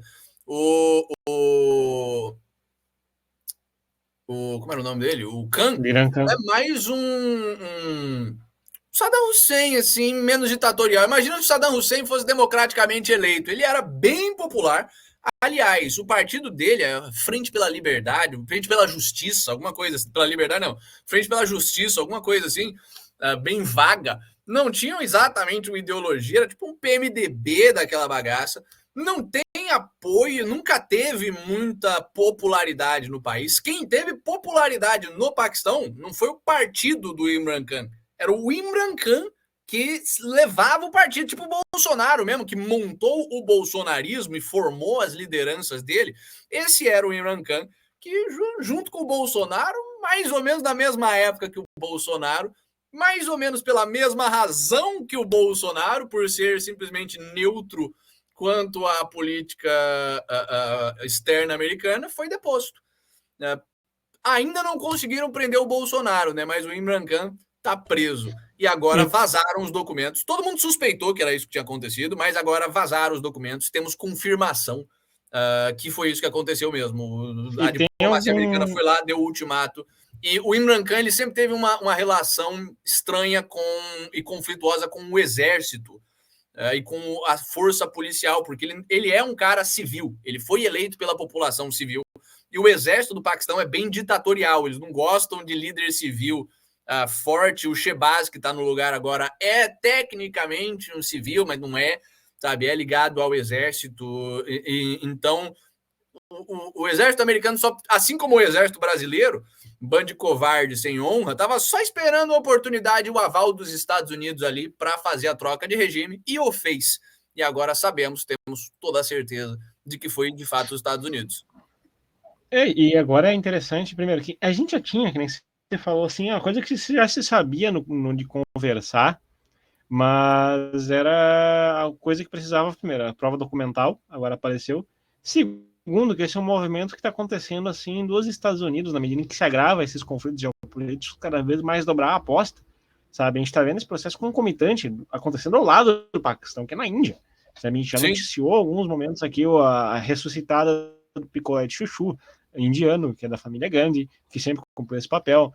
A forma como, e do ponto de vista geopolítico, a a Índia e o Paquistão sempre são usados como contrapesos um ao outro na balança. Quando o Paquistão está se encaminhando para... Quando a Índia está querendo crescer as asinhas, dão lá uma injetada no Paquistão, que o Paquistão se torna uma ameaça nuclear. Toma esse programa nuclear aí. Para dar uma segurada na Índia, a Índia baixar a bolinha. Quando é o caso do Paquistão, que está tendo desalinhamento, eles vão lá e dobram a aposta na Índia, para o próprio Paquistão também. Olha ali, os caras também têm armamento nuclear também. Sabe, foi essa política de balanço e contrapeso que foi a estratégia inaugurada primeiro pela Inglaterra, depois os Estados Unidos foi com tudo, sabe? Não de graça, você vai observar na Guerra Fria, quem é que era, dos diferentes projetos políticos que se tinha na Índia, que foi o vencedor no processo de independência da Índia. Foi o projeto do Gandhi, que era o não alinhado, que fazia o papel de balança, de equilíbrio ali, tinha conexões com a Rússia, e o pessoal do Paquistão, curiosamente, foi muito beneficiado pela Rússia, sabe, nesse primeiro momento, justamente em razão, assim, até na questão das guerras civis pela independência do Paquistão. O paquistanês hoje é grato até hoje pela Rússia em razão disso, o apoio que a União Soviética deu. E no primeiro momento a Índia sempre foi o braço do globalismo e do Ocidente, com aparências de não intervenção, de não posicionamento. A Índia, no caso, esse ramo do picolé de chuchu aí, né? Dos Gandhi. Porque ele sempre teve um movimento mais nacionalista também, que inclusive era aliado com os nazistas contra os Estados Unidos durante a Segunda Guerra. Bengala e Calcutá, né? Naquela região era centralizada, que antes era apoio da França, depois que a França mudou sua rota e passou a se filiar com a Inglaterra, e eles pegaram dentro com a Alemanha. Mas estou divagando aqui, mas é só um aspecto que a Ásia, ela importa nesse sentido. Por isso que é até relevante a gente trazer essas coisas para cá, por mais que em dias ordinários a gente acabe deixando de lado, porque a Ásia talvez é uma das figuras mais chave, porque ela é a terra que está ligando o Ocidente e o Oriente nesses conflitos, sabe? Sim. Comentários, o agiota ético mandou um Jalim Rabei versus Almoçador. Piada quinta série, mas que a gente sempre aprecia. Aliás, o agiota ético é o cara até hoje com o melhor nick que já apareceu aqui no nosso chat. Salve também para o Preparador 101, que sempre aparece nos comentários, nunca no chat. A gente nunca manda um salve para ele, mas tá sempre aí comentando também. O Murilo Lova comentou que a menor minoria é a audiência do Catalácticos no Twitch. Eu não sei se foi por isso que você estava rindo aquela hora, ou se ele que fez a piada porque você deu risada naquela hora. A piada dele foi mais complexa. Acho que ele pegou a minha lesada e trabalhou com a matéria-prima, porque eu realmente fui... Complexo é uma forma. No caso, a piada dele foi boa, né? Eu não entendi, você teve um surto só. Mas, enfim... Não, foi um grunhido, né? Foi um grunhido. Ai, caralho. Tô querendo assistir de novo o vídeo do Cogos pistola com a insinuação de travequismo, mas falando em grunhido, né? Mas isso aqui é programa de notícia, isso aqui é um programa sério de fake news, porra. Então vamos ver fake news, vamos ver notícia. O que mais que a gente tem? Falando em troca de Estado, em troca de regime, golpes de Estado e afins, o ECOWAS está... eu sempre esqueço como é que traduz essa porra. Está mobilizando tropas, empregando tropas de coalizão para uma invasão imediata do Níger. Então, estamos acompanhando aqui essa história do Níger há mais de uma semana. Rolou um golpe há mais de uma semana, não, há um bom pedaço já. A gente começou a falar do Níger há uns meses atrás, só breves menções ali, um pouquinho de caos político que estava acontecendo. Rolou um golpe de Estado e os caras são como é que se diz? Tem alguma relevância econômica. E desde a semana passada que a gente está acompanhando isso mais de perto. Por quê? Porque o governo do Níger cortou a torneirinha de petróleo, gás natural e principalmente urânio para a França no fim da semana passada, no começo dessa semana. E explicamos já aqui a geopolítica, tivemos até um mapinha para a gente ver visualmente o que estava acontecendo na África, e cantamos essa bola aqui, de que a Nigéria, que se esperava que fosse o grande braço do Ocidente militar ali na África, os encarregados pelo globalismo de sentar o pau no Níger e desfazer o golpe de Estado, deram uma regada, falaram, não vamos não, deixa o Níger aí. Na hora que isso aconteceu, a gente falou, algo tá estranho, não é assim. Isso com certeza não vai se sustentar. O que eles estão fazendo é negociando o preço de ir lá virar porrada com o pessoal do Níger. É exatamente o que aconteceu. Alguns dias depois rolaram as negociações ali. A gente anunciou ontem ou anteontem que o ECOWAS, essa organização de países do noroeste da África, mais submissas ao Ocidente, fez uma reunião de emergência, que foi hoje, se eu não me engano, e nessa reunião decidiu já mandar tropas para trocar porrada com o pessoal do Níger ali. Isso é essencialmente o que foi o fronte africano na Segunda Guerra Mundial. E na Primeira Guerra Mundial também. Toda guerra mundial tem um fronte africano. Na Segunda Guerra Mundial, você tinha o Himmler, famoso ali por... era o Himmler que era o general do Hitler na África do Norte. Você teve todas aquelas... Na África do Norte. No norte da África. Você teve todas aquelas tretas ali no norte da África, porque tem muito recurso, você tem muito jogo econômico e oligárquico entre Europa e África. A Europa depende economicamente de um monte de recurso e rota comercial ali do norte da África. Então, toda vez que você tem uma guerra mundial, você tem um teatro africano que acaba ficando meio apagado historicamente em termos de atenção, porque todo mundo está olhando para o mundo que presta mesmo, para a Europa e para os Estados Unidos, e em menor escala para a Ásia, e aquilo acaba ficando meio apagado. Pois bem, na Terceira Guerra Mundial, que estamos vivendo agora, esse é oficialmente o fronte africano. Estamos vendo aqui o confronto direto de forças leais ao Ocidente com forças leais ao Oriente, a Rússia e China. E isso não vai acabar no futuro próximo. O fronte africano é famoso por ser demorado, cheio de imprevisibilidade, porque tem um monte de politicazinha tribal que é, como é que se diz, frágil, o pessoal trai um ao outro muito, você tem muito problema com o terreno. Então a gente vai ver porradaria na África por bastante tempo ainda. E aí vamos ver o Wagner com o soldado lá, vamos ver chinês mandando coisa para lá, americano mandando tropa e o caralho a quatro. Se preparem, porque vai ser que aproxima bastante os paralelos com a Segunda Guerra Mundial, né? Porque ela também começa um grande palco começando a acontecer na Ásia e depois a coisa tendo como consequência a última nos frontes africanos a partir de 1900. Se bem que a Mussolini já tinha tentado invadir a Etiópia em 1935, mas deu-se uma pausa, um fôlego. Deu uma pausa. Até o Mussolini, ele começa, ele invade a Albânia ou a Etiópia primeiro? Pelo que eu me lembro, acho que ele começa invadindo a Albânia, né? Ou foi a Etiópia? E aí o que acontece é que aquilo ali foi um grande teste, assim, que a Europa decidiu.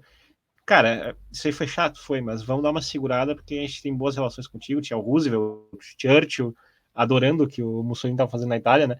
E depois o Hitler viu aquilo ali e pensou, a Europa Ocidental está nesse nível de sujadice, então vou começar. Daí que ele começou, assim, depois dos efeitos, depois que a conclusão em 38 desses desdobramentos, desde 36, foi uma grande assada de pizza no forno. Aí o Hitler começou feito louco atrás, anexando todas as regiões da Tchecoslováquia, enfim, até chegar na Polônia. Mas, bom, passado esse episódio, deu-se um tempo, focou-se na Europa, e depois a Ásia, e por último a África, a partir de 1941, com os conflitos mais intensos, né? O paralelo com... Sim, justamente quando o recurso começa a ficar escasso, a África começa a ganhar importância. Uhum. Tem a questão do controle marítimo ali também, mas assim, recurso é 90% disso. Sim, eu vejo o paralelo que a gente consegue ter um pé de que fase que está a guerra para o Ocidente. Né? Se já chegou nesse ponto, a gente está no equivalente a 41, 42 da Segunda Guerra Mundial. Sim, mas os paralelos são limitados também, né? A economia é muito mais... é muito diferente hoje do que era na primeira metade do século passado. A forma de fazer guerra é muito diferente, a questão da guerra assimétrica e afins. Então, o paralelo é válido em termos de como esse fronte africano e a intensificação do fronte africano sinalizam a escassez de recurso no Ocidente, mas ele não é válido no ponto de vista temporal, de falar, então estamos aí uns 3 anos de acabar a guerra, estamos aí na metade da guerra. Sabe? Foi mais nesse sentido que eu disse assim. Sim. Eu imagino que você tivesse falado disso mesmo, mas só para esclarecer o pessoal. Que aí, às vezes o pessoal fala, então estamos no meião, é isso? Não é bem assim. Isso só sinaliza que a Europa tá meio desesperada por recurso aí. Que mais que a gente tem de notícia? Antes das nossas últimas notícias, a gagueira tá foda hoje, hein? Antes das nossas últimas notícias, fazer mais uma última propagandinha aqui para eu ficar feliz. Manifesto Romântico, pessoal, foi traduzido pela primeira vez para o português. Esse aqui é possivelmente o meu livro de filosofia preferido. Com certeza o meu livro de estética preferido, mas tem outros livros de filosofia geral, como a Política do Aristóteles, e tem alguns livros que estão nesse nível, mas com certeza é um dos melhores livros de filosofia já escritos na história. É um livro de filosofia da arte, de estética, de literatura, mas também é o livro na qual a Rand aborda a espiritualidade, coisas como o funcionamento das emoções e das necessidades espirituais do ser humano. É um livro maravilhoso, traduzido por uma mulher extremamente competente, que é a Mariane Saraiva, ao contrário de outras traduções da Rand para o português que eu já vi por aí, não vou citar nomes, alô LVM, que cometem atrocidades na hora de traduzir. Isso aqui está muito bem traduzido.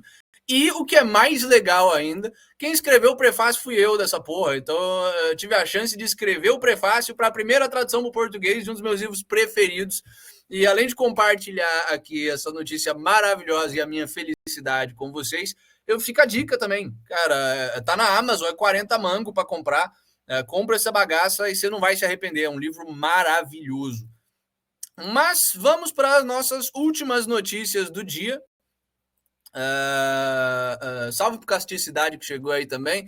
Vamos para as nossas últimas notícias do dia, que na verdade eram para ser follow-ups, mas eu me recuso a tratar algo dessa seriedade como um mero desenvolvimento recente. Ontem ou anteontem, acho que foi ontem, a gente falou da mobilização. Foi ontem, né? A gente falou da mobilização de 2.000 tropas a mais pela Polônia para a fronteira. A gente vem noticiando que a Polônia está falando que a Bielorrússia violou o espaço aéreo polonês com helicópteros, provavelmente violou mesmo. A Bielorrússia está pistola com a Polônia também, falando que a Polônia está fazendo acusações falsas para iniciar uma invasão à Bielorrússia e fingir que é defesa. E de fato, é verdade, a Polônia está há um tempo, a gente vem mostrando aqui no programa que eles estão ali, o povo bielorrusso, vocês não querem fazer uma guerra civil, não? A gente ajuda, hein? Se alguém tentar depor o Lukashenko aí, a Polônia ajuda a depor. E o povo bielorrusso não fez isso. A pequena resistência que havia ali dentro foi aniquilada pelo Lukashenko e pelo Putin. Mas, enfim, desde que a gente começou a noticiar isso aqui, a Polônia já tinha quase, até ontem, já tinha quase quadruplicado as suas tropas na fronteira. Uma fronteira que já está completamente fechada, cheia de artilharia, cheia de tanque, cheia de, como é que se diz? Aqueles pedaços de metal que nego bota na terra para o blindado não poder passar por cima e, de fato, virar uma guerra de trincheira, impedir invasão. Os dois lados estão extremamente militarizados. O Wagner Group já está lá no lado da Bielorrússia e hoje a Polônia anuncia que vai mobilizar mais 10.000 tropas para a fronteira. Falamos ontem que isso era um sinal claro de que a guerra é iminente, é questão de semanas. Quer dizer, a guerra não, né? Mas o início desse conflito é questão de semana ou semanas no máximo, coisa de uma semana e meia, 2, assim. Ninguém mobiliza tanta tropa assim, tão rápido assim, escalando tão rápido assim as hostilidades e depois fica tudo tranquilo, sabe? A gente já chegou num período onde a mobilização já é uma mobilização de guerra. E Minsk e Moscou, a Bielorrússia e a Rússia, que já foram tratadas no pronunciamento do Shoigu de ontem ou anteontem como um Estado conjunto, uma união política e militar coesa, já em mobilização de guerra mesmo. Shoigu também deixou a entender ali que a Rússia poderia já começar a mobilizar de vez as suas tropas, recrutar gente mesmo. Minsk e Moscou prometeram uma resposta simétrica, ou seja, vão mandar mais nego para a Bielorrússia ali, para a fronteira com a Polônia, mais nego para a Bielorrússia, que já está com o Wagner, tropas nucleares, armas nucleares e afins. Temos também a Polônia concordando em deixar os seus sistemas Patriot na fronteira com a Ucrânia até o fim do ano. Eles tinham movimentado no começo da guerra ali para a fronteira, prometendo que não iam usar na Ucrânia nem nada do tipo.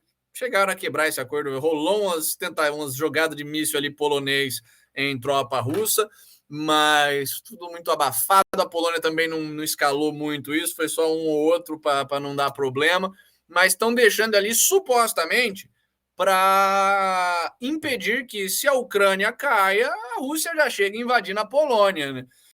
Essa é a narrativa oficial do exército polonês. Estamos deixando aqui os Patriot Systems, sistemas de míssil americanos, para funções defensivas, caso a Ucrânia, que jamais iria perder a guerra no discurso oficial do Ocidente, mas caso perca, vai que dá zebra, vai que acontece o que de fato aconteceu, a gente já deixa os Patriots aqui para a Rússia não poder invadir a gente. A realidade é um pouco diferente disso.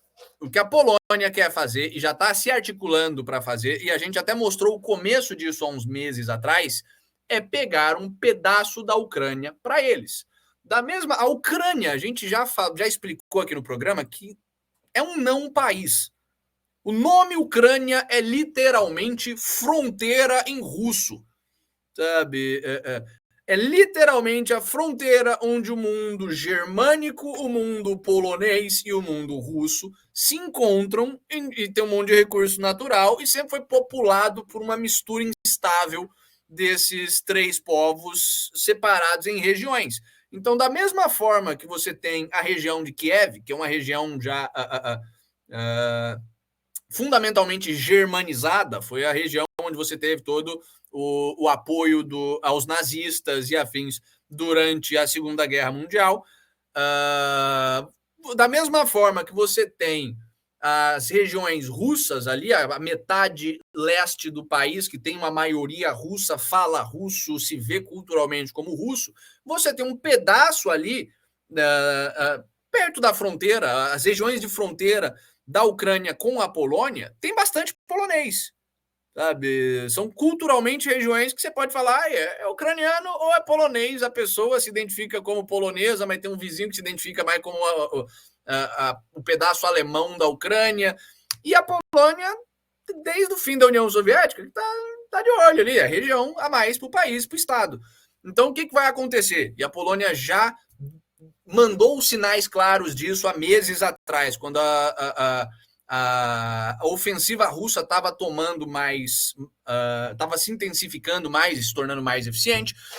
A Polônia falou que havia uma possibilidade, se a Ucrânia caísse, de que eles iam proteger o povo polonês em solo ucraniano, inclusive, se precisar para isso, anexando um pedaço da Ucrânia. Os Patriot Missiles estão lá para isso, é porque o governo ucraniano, como a gente está mostrando aqui, já está já está no sprint final, já virou uma organização terrorista, não tem mais tanto controle territorial assim, já perdeu até o protagonismo na própria guerra, a guerra já está sendo lutada basicamente com soldado estrangeiro, é por isso, inclusive, que os ataques de drone do nada ficaram muito mais eficazes, é porque agora você tem, de fato, ocidentais especializados em ataque a drone, fazendo os ataques a drone. O Putin já está tentando matar o Zelensky mesmo para encerrar essa porra. E a Polônia, o governo polonês, o exército polonês em especial, percebendo isso, está olhando e falando, chegou a nossa vez de comer um pouquinho da Ucrânia ali para a gente, e é isso que vai acontecer no futuro próximo. Porque caiu o governo ucraniano, o que vai acontecer? Eles vão deixar a Rússia tomar tudo? Não. O Ocidente vai tomar para si o máximo que conseguir, e o estado vizinho ali que vai fazer esse trabalho é a Polônia e vai unificar um pedacinho ali. O que mais que a gente tem de notícia? Nossa última notícia do dia para terminar o dia bem. Ele, Viktor Orbán. Primeiro-ministro húngaro Viktor Orbán chama o ex-presidente do Parlamento Europeu Schulz de comunista. Basicamente, troca de farpas entre o Orbán e o comunista safado do Martin Schulz. Martin Schulz foi presidente do Parlamento Europeu, é da extrema esquerda alemã. O cara é tão esquerda que ele se recusou a fazer coligação com a Merkel, porque achava que a Merkel era liberal de extrema direita uma época. A Merkel, a Angela Merkel, a queridinha do Klaus Schwab, ali, a ditadorazinha da Alemanha. Pois bem, o Schulz, como todo bom comunista hipócrita, quer dizer, bom comunista não, porque comunista bom é comunista morto, mas como todo comunista ruim, que portanto está vivo, é hipócrita, começou a falar que o Orbán, que era um absurdo a participação do Orbán na política europeia, que o Orbán era um fascista, ele e o governo húngaro e os líderes húngaros e poloneses eram claramente fascistas e afins. O Orbán... Em especial, ali, a questão da Polônia, que a gente já viu que a Alemanha está querendo costurar um golpe de Estado ali, né? Sim, sim. Na Polônia e na Hungria. E, aliás, não só isso, como estão tentando ativamente impedir que a Hungria ocupe a presidência do Parlamento Europeu, como lhe é de direito, como é acordado na União Europeia. Pois bem, o Schulz mandou que esse pessoal não tem nada a ver com a Europa, já dando a entender que, cara, esses caras não têm que fazer parte da União Europeia. O próximo presidente... temos o risco de que o próximo presidente seja dependente de Orbáns e Kaczynskis, desse pessoal fascista, esse pessoal que não tem nada a ver com a Europa, que pode ser facilmente comprado com dinheiro, blá, blá, blá, blá, blá, blá, blá, blá, toda aquela crítica de comunista safado. E o Orbán já começou com: bom ver que o Martin Schulz saiu da aposentadoria, né? O cara que já estava irrelevante na política europeia. Agora ele quer decidir quem é europeu e quem não é. Parece que algumas pessoas não conseguem deixar de lado o comunismo. Enfim, é só uma troca de farpas, mas uma troca de farpas bem feita, um tapa na cara desse vagabundo que é o Martin Schulz, pelo cara que está se mostrando o maior macho, o cara mais interessante de toda a política europeia, que é o Viktor Orbán. Mas, por hoje é isso, pessoal. Espero que vocês tenham gostado do programa, tanto quanto a gente gosta de fazer o programa para vocês. Salve para quem está assistindo a gente aqui ao vivo, salve para quem está assistindo gravado, para quem está escutando no Spotify, para a menor minoria do mundo, que é a nossa audiência do Twitter. E amanhã, lembrando que temos o nosso especial drogas, especial proibicionismo. Ainda não decidimos o título, porque aqui a gente faz tudo de última hora mesmo. Somos uma estrutura completamente amadora e... Amador é uma forma de pensar, né? O blues também é feito de improviso e é maravilhoso. Então, durmam com essa. Amanhã a gente vai ter um título, mas amanhã teremos o nosso especial, com mais um dos nossos agora especiais semanais sobre um tema específico. Amanhã vai ser drogas, legalização, proibição, história e argumentos morais. Deixa aí nos comentários, não no chat, porque o chat não fica salvo, nos comentários, dicas de especiais que vocês querem que a gente faça. Toda semana a gente vai fazer um especial, então, assim, se vocês quiserem saber a história de alguma coisa, quiserem ver a gente discutindo sobre alguma coisa, deixa aí o que você quer que a gente faz. E é isso aí. Um abraço gigantesco para todos vocês e até amanhã, no próximo episódio, todo dia, no mesmo bate-horário, no mesmo bate-canal, das 6